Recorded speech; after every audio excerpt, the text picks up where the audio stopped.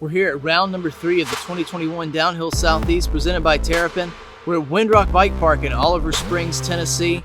We're halfway through the season and the races for the overalls are really starting to heat up. For round number 3, we've got a great track here at Windrock Bike Park. The crew took it back old school and we're racing down Trail 1. It's got some awesome rock features and some super steep sections with tons of off cambers and slick corners to keep you on your toes. And here are our top 5 men from seeding yesterday. Neko Mulally opting not to take a seeding run, and it was Seth Stevens that put down the top time. It was a 2:40. We've had super fast conditions all weekend, but we just had a 30-minute rainstorm to mix things up as we see Jack Dichiara in the start gate riding for ProBuilds Racing. Dichiara is out of Virginia. He's had a busy season. He was at the Tennessee National earlier this year. Also been racing some Eastern States Cups as well as Downhill Southeast. So we can see conditions, they don't look all that wet, but let me tell you, it was a 30-minute absolute deluge as Dichiara comes through the first split with a 109. So you know that the roots and the rocks up there have to still be slick, especially under the trees. Dichiara coming over the step up. Let's see what he can do. And it's a 2:57.03 for Dichiara. That'll put him in second place right now, so a good position. Ronnie Vance then in the start gate riding for Bryce Bike Park. He was third in seeding with a 2:50.44. We can see by that time at Dichiara that the conditions are a factor here as far as the speed that riders are able to carry on course. Oh, and yep, a little bit of a dab right there for Vance. Tons of new off-camber sections. This is an interesting route down the mountain here at Windrock as Vance comes down what folks are calling the waterfall section here on Trail 1. Definitely going to be a tiptoe for a lot of the riders here that are just unsure of what the conditions might bring. It's been bone dry all week, and this rain is really playing with folks' minds. So here is Ronnie Vance. He's out of Esmont, Virginia, and it's a 3:07 for Vance. So yeah, times are much slower than seeding, so we will see what folks can do with it. And speaking of seeding, Neko Mulally riding for Intense Factory Racing, not taking a seeding run, so we're a little bit unsure about where Neko will stack up with this field as he rails that first corner. Oh, and it's full commitment right there by Neko, taking those rocks completely out of play. And he is moving down the steeps. That's a 6.78 advantage for Mulally. On split number 1, big tug there for the triple as Mulally drops into the Red Bull Ravine. Top time was a 2:40 in seeding. Much different conditions, although it might not look moist to the naked eye, it is slippery up there. And it's a 2:39, so a huge run from Mulally.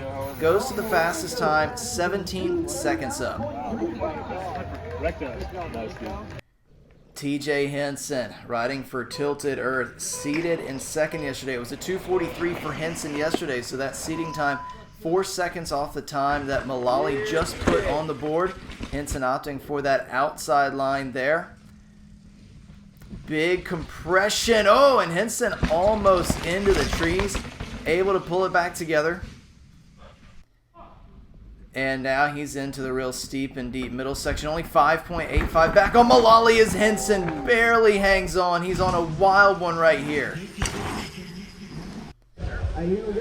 So can Henson put something together? Got a couple big bobbles up there.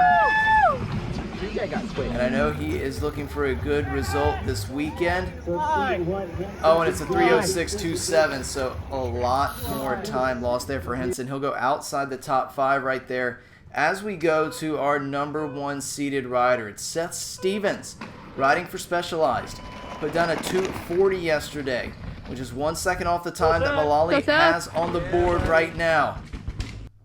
150. So Stevens on the top part of this course. All right, looks like he's playing it a little bit conservatively, trying to feel out these conditions. It's been extremely unpredictable for Pro Cat 1 racing this afternoon. So he's 4.79 back as the back end swaps out a little bit there for Stevens. big triple for the Specialized rider. And just 2 more jumps between Stevens and the finish line. And oh my goodness, Stevens airing it out with the huge backflip and a 2:47. Stevens goes into second place.